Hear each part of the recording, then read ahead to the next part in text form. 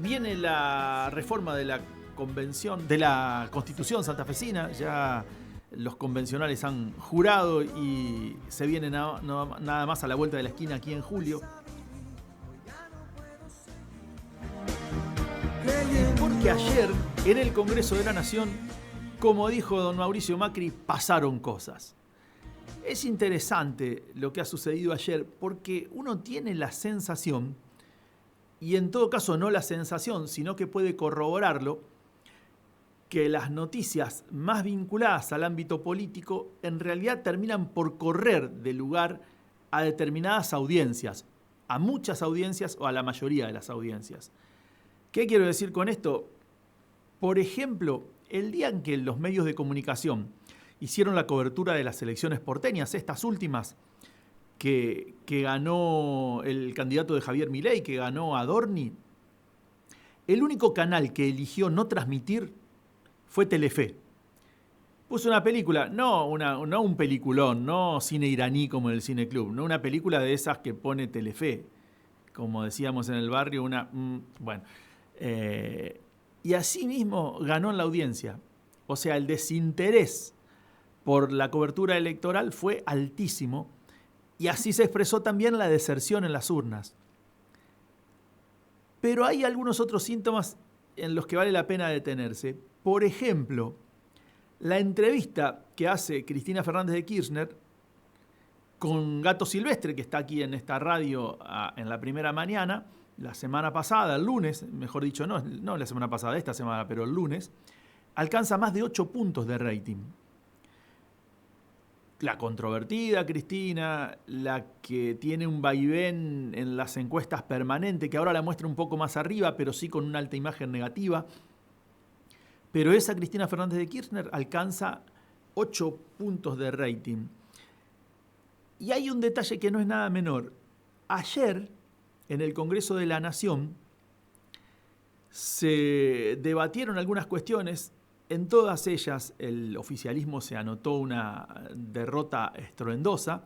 Quiero decir la reforma previsional, quiero decir la emergencia en discapacidad y por sobre todo el aumento de los jubilados. Pero hay un pulso que no miden los puntos de rating y que no miden las audiencias y que a lo mejor no cansa tanto a la gente por el lado de lo que sucede con los discursos políticos, sino que en todo caso la cansa con la gestualidad de la política que hace que a la gente no le alcance para comer y la gente empieza a salir a la calle. Y los reclamos, que en un principio eran solo sectoriales, o sea, la idea de que si me pasa a mí voy y reclamo, pero si le pasa al otro no me importa demasiado, a uno le deja la sensación de que ayer empezó a cambiar. Porque ayer, más allá de lo que pasaba dentro del recinto y más allá de lo que pasa en el rating de la tele y más allá de lo que podemos charlar en la carnicería o en la verdulería con una señora en la cola que nos diga que está cansada de que los políticos son todos iguales, o un señor que diga que a él nadie lo ha ayudado y que todo lo que tiene lo ha hecho laburando, ayer hubo un golpe de timón. ¿Por qué? Porque el reclamo fue colectivo. Porque ahí estaban los laburantes del Garrahan, porque los jubilados no estuvieron solos, y también estaban, porque ahí estaban las mujeres que el día antes habían provocado una movilización impactante para conmemorar los 10 años del Ni Una Menos, porque estaban los involucrados en los recortes a la discapacidad, porque estaban los sindicatos, mal que les pese, porque a los sindicatos uno los quiere en la calle reclamando y no en los escritorios engordando las panzas para que después Infobae les diga, a veces con razón, los gordos burócratas, y porque había un cruce intergeneracional entre esas mujeres, entre esos sindicalistas y entre esos viejos jubilados, que resulta por demás de interesante. Es más difícil, ustedes dirán, y a los diputados y a los senadores les importa un carajo lo que pasa en el termómetro de la calle. No es tan así y es más difícil traicionar la voluntad popular cuando la voluntad popular se expresa en la calle y la bronca se organiza. Entonces, si ustedes recuerdan, hace un año, aquel asado oprobioso con el que Milei agasajó a los legisladores del oficialismo y a sus aliados radicales y macristas por haber tumbado un posible aumento de los jubilados, y si lo comparan con el día de ayer, en el que el oficialismo sufrió una dura derrota, hay algo que hay que marcar: 20 legisladores menos que aquella vez. ¿Qué quiere decir esto? Que muchos de los que comieron el asado el año pasado en Olivos ahora no votaron con el gobierno. Ustedes pueden decir, a lo mejor los gobernadores esta vez le dieron órdenes encontradas. Puede que así sea. Puede que así sea porque a lo mejor Milei lo que le prometió a esos gobernadores no se los cumplió. Porque es bastante incumplidor el hombre, ya lo sabemos. Puede que sea también, y ojalá en todo caso sea, que empiecen a pensar que para seguir mirando de frente y a los ojos a una sociedad que comienza a hartarse, aun cuando no lo expresa en las urnas, para poder seguir mirando a esa sociedad, a lo mejor ayer tuvieron que votar con dignidad.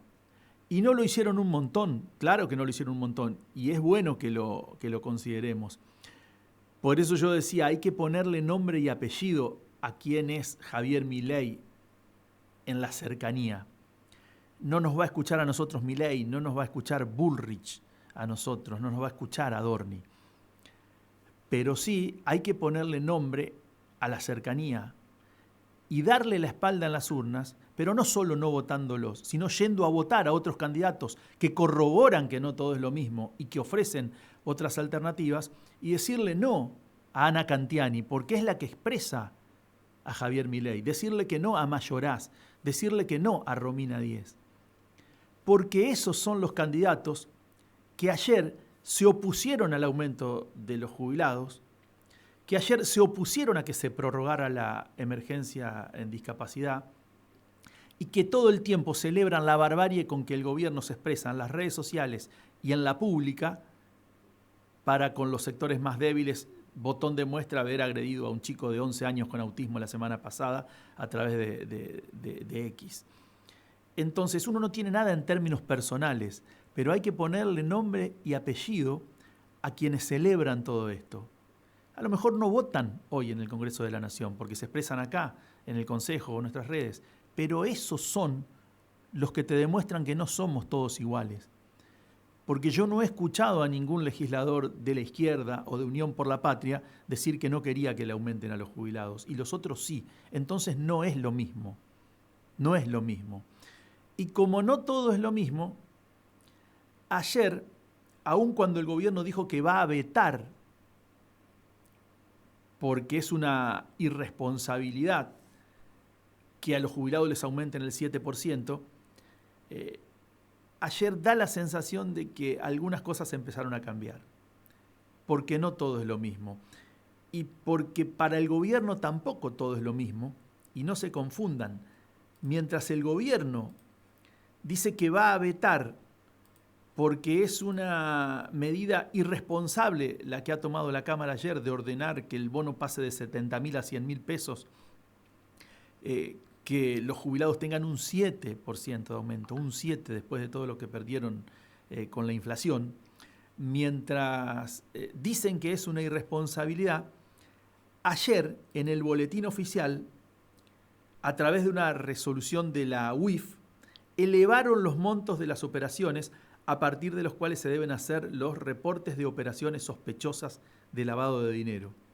¿Qué quiere decir esto? Que antes, si a mí me compraban, qué sé yo, si tuviese una concesionaria y me compraban un auto importado con la plata en efectivo, yo tenía que ir y decir, hasta tal monto, mire, vino un muchacho con un montón de billetes y me llama la atención que me quiera comprar un Mercedes-Benz. Ahora ese monto se elevó, entonces no le da lo mismo. Le da lo mismo que los jubilados ganen una miseria, pero no le da lo mismo a este gobierno que los narcos, los lavadores de dineros y los fugadores seriales sigan haciendo negocio. Y esto es lo que a lo mejor, y uno pretende ser siempre optimista, empezó a cambiar ayer. Puertas afuera en el Congreso y puertas adentro. Pero además, con el agregado de que nosotros habíamos empezado a naturalizar que los reclamos, sobre todo de los jubilados, se pagaban a través de la Gendarmería y a través de la Policía Federal y de todas las fuerzas nacionales que comanda Patricia Bullrich, se pagaban pegándoles. Se pagaban golpeándolos a diestra y a siniestra o tirándole balazos, como le hicieron al reportero Pablo Grillo, que recién ayer pudo pasar a una sala común después de estar 83 días en terapia intensiva. Y sin embargo ayer también hubo otra demostración, que la idea del pueblo en la calle, el pueblo en la calle aglutinado en torno a una idea, el pueblo en la calle transversal, defendiendo no solo los derechos de su sector, sino los derechos de los otros sectores como una idea de comunidad organizada para que si le va bien a uno nos pueda ir bien a todos, es algo que no resbala. Ayer no los pudieron agredir. Ayer la policía de Bullrich no los pudo fajar.